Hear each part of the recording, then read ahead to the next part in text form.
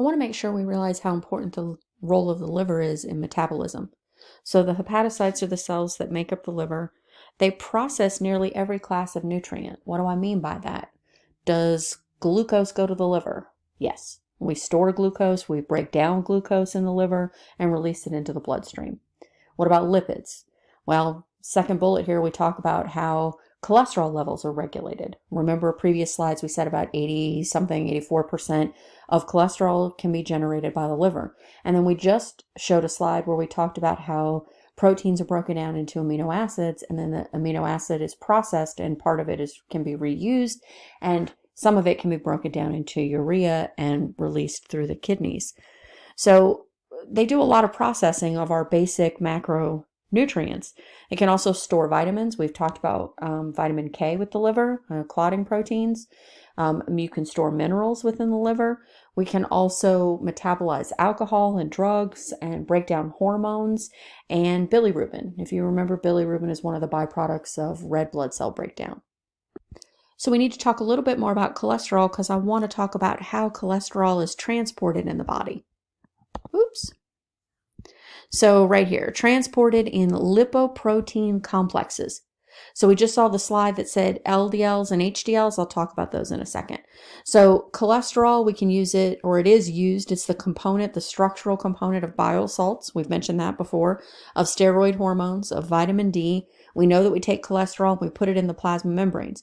So we should be able to see that it would be important that we are creating cholesterol on our own, right? So that's why the liver generates a lot of cholesterol. Yes, you consume cholesterol in the food that you eat, but the main source of cholesterol is being generated by the liver. Just think of anytime we want to copy a cell, anytime we want to do mitosis, we have to recreate another plasma membrane. So we've got to have the cholesterol to wedge in there to offer some stability. Here are the lipoproteins I was talking about, and there's another image coming up in just a second. But basically, think about if the liver is making cholesterol, we have to get the cholesterol from the liver out to tissue that might need it, or cells that are dividing in tissue.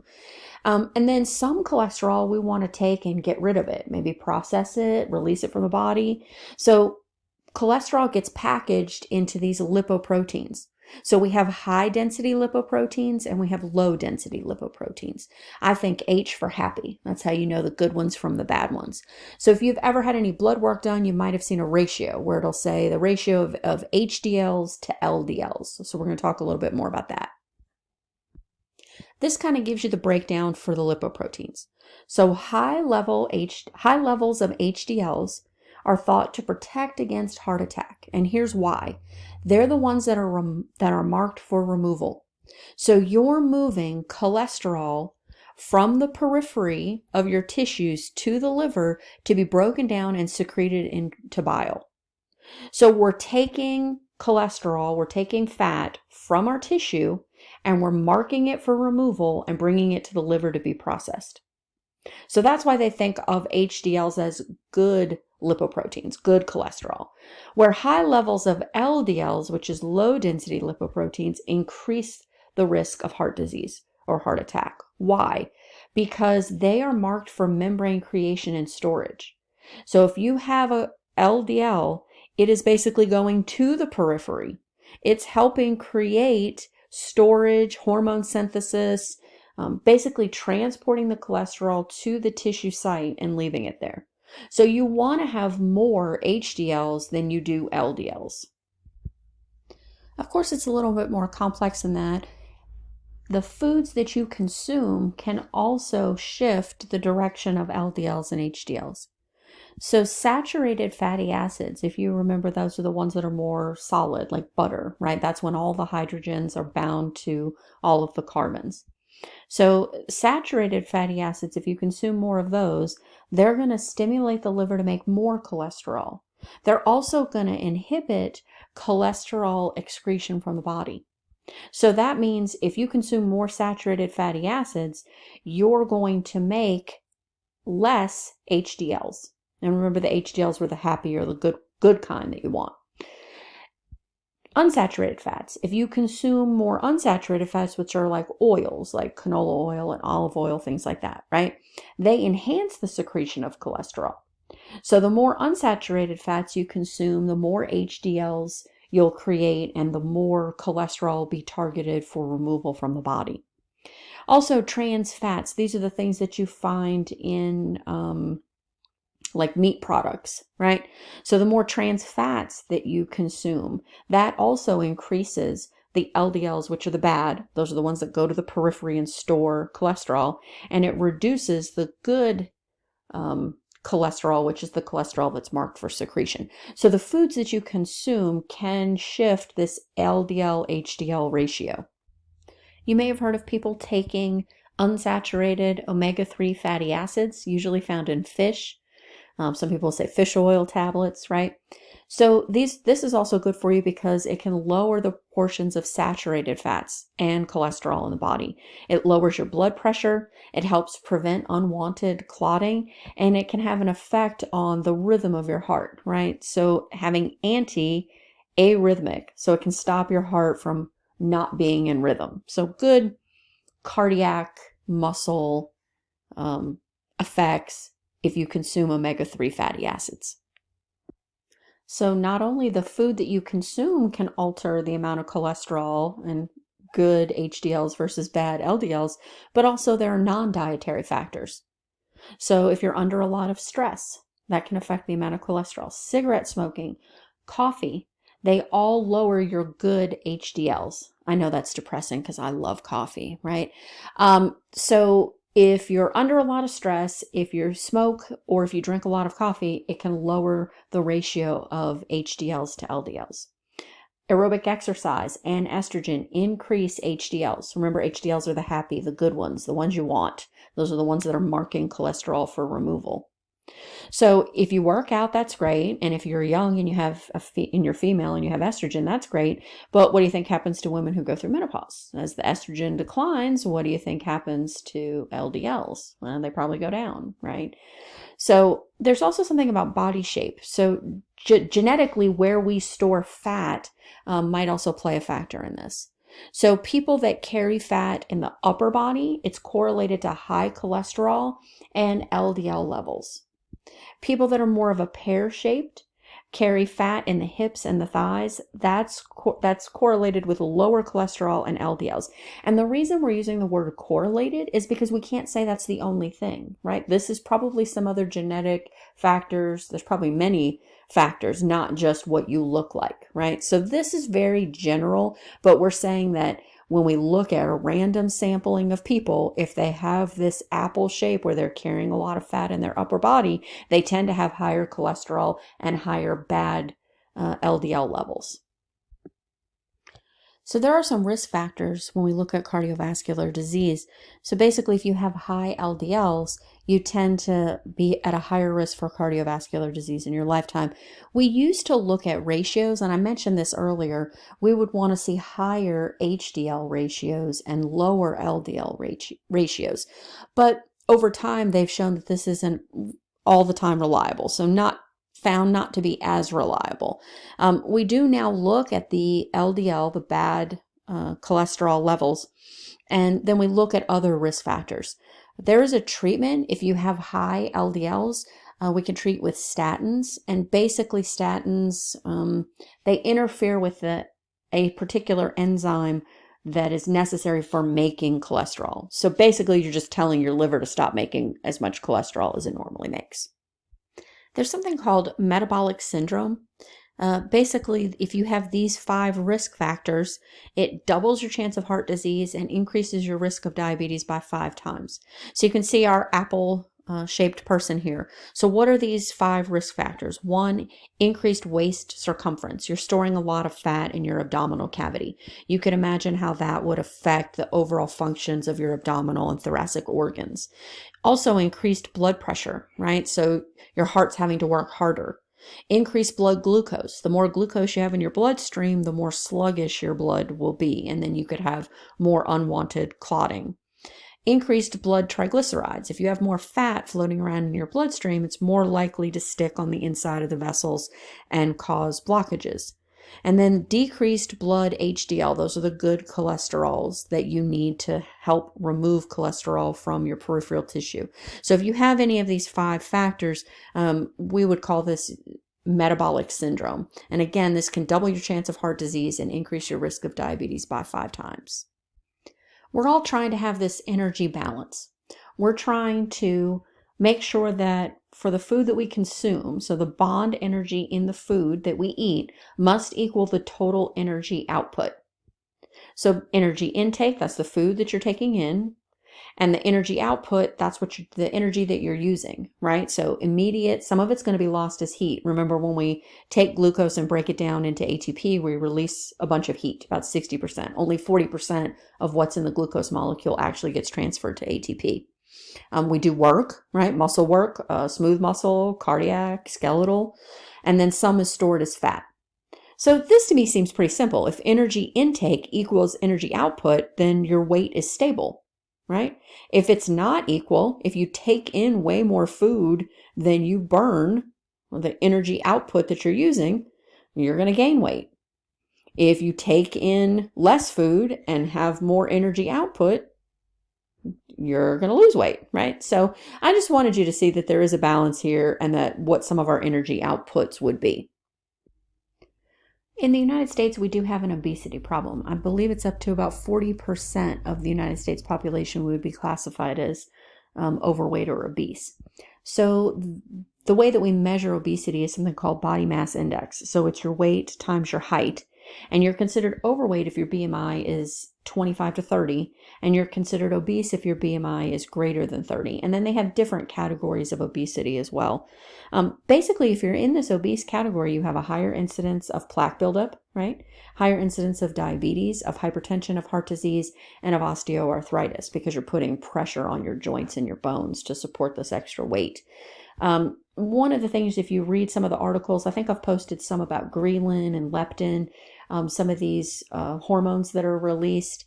Feeding behavior and hunger are regulated by your brain, by nerve signals from your digestive tract, and a lot of these hormones.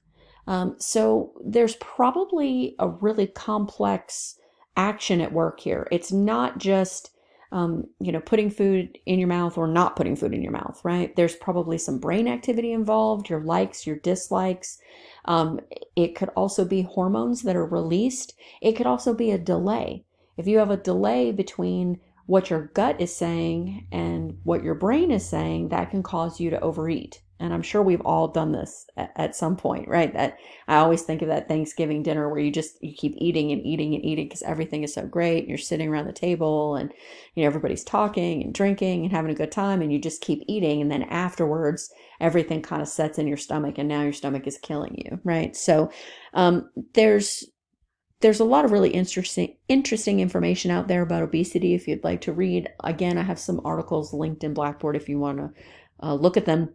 Another thing is, a lot of people will say that this isn't really an accurate measurement for obesity, that looking at somebody's weight times height doesn't necessarily take into consideration things like muscle mass, right? So now some people have added to this the height and weight and also waist circumference. So they take all that data into consideration when they're placing you on this body mass index obesity scale. I'm sure you've heard somebody say, I have a high metabolic rate, or I have a high metabolism, or I have a slow metabolism. So the technical term for this is BMR, or basal metabolic rate. It basically reflects the energy the body needs to perform most of its essential activities. So basically the energy requirements of the body. They are influenced by things outside of our control, like age and gender. So males have a higher basal metabolic rate. Has to do with testosterone, right? And guess what? As you get older, everything declines. So your metabolism keeps dropping and dropping and dropping. I can tell you it drops in your 30s and then in your 40s. I don't know. We'll find out, but I'm sure it's going to happen in 50s again. Body temperature. So if you increase your body temperature, basal metabolic rate will increase too. You can burn food faster if you're warmer. Stress causes your metabolic rate to increase as well. And then if you remember this hormone, right, this is our T3, T4 thyroid hormones. They increase oxygen consumption, cellular respiration, and basal metabolic rate. I'm not sure if you remember when we talked about thyroid hormone and we talked about hyper and hypo. So hyperthyroidism, you're making too much T3, T4, right? So you're going to have a higher basal metabolic rate. You're basically going to break down your stored fats. You're going to break down proteins. You're going to be hungry. You're going to take in more food. You're still going to be losing weight because this basal metabolic rate is just through the roof, right? Your bones are going to weaken and muscles, including the heart. You're going to have some issues because you're basically just burning everything and not saving anything. And then hypothyroidism, that's when you're not making enough T3, T4, and that's going to slow down your entire metabolism. You're going to be storing more fats, right? So obesity. And one of the things that's interesting is usually if you have hyperthyroidism, it usually speeds up and then crashes.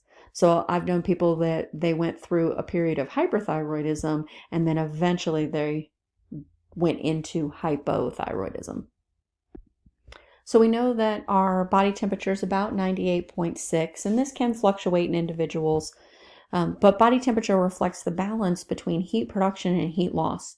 So we're radiating heat, we're losing heat all the time, but we're also producing heat through cellular respiration, and then also from using our muscles, right? Breaking down ATP and using it to drive muscle contraction.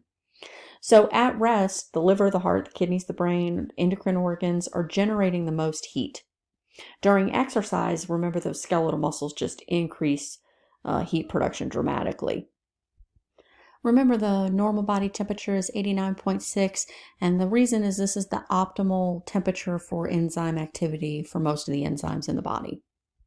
I wanted to mention some of these mechanisms that we use to exchange heat, things that we may not have thought about before. So radiation, this is the loss of heat in the form of infrared rays. Conduction, this is the transfer of heat by direct contact. Convection is the transfer of heat to the surrounding air, and evaporation is the heat loss due to evaporation of water off of the body surfaces. So evaporation we know because we know about evaporative cooling from sweat, right? So convection and conduction and radiation, we probably have to think about a little bit more. Maybe not radiation, you might think of the sun, right? And the sun warming you up during the day. But let's talk a little bit more about these two. So the way that I like to think about convection and conduction is direct transfer, right? If I sit in a tub of hot water, that's going to elevate my body temperature, right? That's direct contact. Convection is transferring the heat to the surrounding area. So here they're in a snow-covered valley, right? There's snow up here, so it's probably pretty cold outside. But do you think that the water immediately around, or the water vapor in the air immediately around the hot tub is warmer? Most of us have been in a hot tub. We know that the answer is yes. So that might be a good way to think of conduction and convection. You may have done a case study back in 201. I forget what it was called now, but I want to say it was Lost in the Cold. So there's a hiker, and he's from Florida, and he doesn't remember or doesn't know what the weather's like in Colorado, and all of a sudden there's a freak snowstorm, and he falls into a river, and then he takes his clothes off, and then he lays down on the ground and lays up against a tree and suffers hypothermia, right? So he kept transferring body heat, right? He got into the water, and then as the water was evaporated off of his body, it was pulling the heat away from his body. Then he laid down on the ground, so he was transferring. That's a direct contact, right? That's that conduction. He was transferring body heat from himself because he's warmer to the ground that's colder. So if you remember that case study, maybe this makes sense. So the hypothalamus plays a role in regulating body temperature. You've got to go back to when we used to talk about stimulus and receptors, control center, which is your brain, the effector, and think about what happens if you're too hot and what happens if you're too cold. So this first one, if we're too hot, we're going to enhance sweating, right? The more we can sweat, the more the sweat can be evaporated and pull heat off of our body. We're also going to dilate our cutaneous blood vessels, skin blood vessels, right? Push as much blood as we can to the surface of our skin and hope that it will be dissipated, right? And then what happens if we're too cold, if we need to promote heat, right? We're going to have constrictions of our cutaneous blood vessels. We're going to pull all of our blood to the areas that are the most important, right? Our brain, our chest. So constriction of cutaneous blood vessels. We're going to increase our metabolic rate by releasing epinephrine and norepinephrine. Remember, that's adrenaline. So speed up your heart rate, speed up your blood pressure. And then we're also going to release more thyroxine, increase our metabolism. So hypothermia, we just talked about if you're too cold. What's hyperthermia? So this is elevated body temperature. This can be fatal, right? We have all heard the stories, if your body temperature is above 103, you need to take a child to the emergency room. We're going to give you IV fluids and they're going to maybe give you popsicles, right? So it can be fatal if it's not brought down pretty quickly. And think about this goes to those enzymes that are in your bloodstream. So for many of these enzymes to work, they have to be at that optimal 98.6. So you can imagine how much trouble we'd be in if a bunch of our cellular respiration enzymes stop working and now we're not generating ATP. Also, heat exhaustion. So this is heat-associated collapse after vigorous exercise due to dehydration or low blood pressure. So again, if you don't have enough water to have enough blood volume, if your blood pressure drops too low, you're going to pass out, right? We're going to try to get you flat so that we can get as much blood as we can to your brain. So here's the hypothermia again. If your body temperature drops too low, this is just as bad as if it's too high. So if you're shivering to try to generate enough heat to keep your body warm, that's good. When the shivering stops, that's when you have a problem. Right? That's when you've kind of like, oh no, we're in panic mode. The shivering's not going to help. It's not working. And this can lead to coma and death by cardiac arrest. Again, those enzymes aren't working. You aren't doing cellular respiration. You're not generating enough ATP and your cardiac muscle is no longer going to be able to contract. Now we have our depressing last slide where everything goes to hell, right? Well, the only thing that we do know is that the metabolic rate declines through lifespan. I'm sorry, you can see my bar down here, but so as we age, metabolic activity declines. The other one that's interesting here is the lack of proteins in utero and the first 3 years of life cause mental deficiencies and learning disorders. So I want you to think about this for a second. When you're trying to make synapses and you're trying to myelinate your neurons, remember myelin is a lipid protein.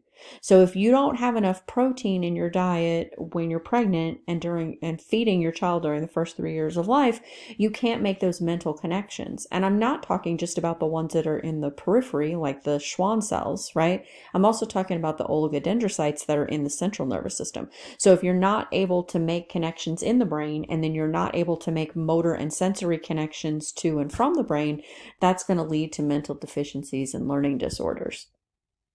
Well, that's it for nutrition. Just focus on the learning objectives that I have posted. That's probably the main focus, and you'll see it's a lot of basic definitions. Why do we need glucose? Why do we need proteins? I kind of went into a little bit more information in the PowerPoint for those of you that find nutrition interesting. And if you do, go check out the articles folder because I have some cool articles in there that you can read as well. I'll see you next time. Bye.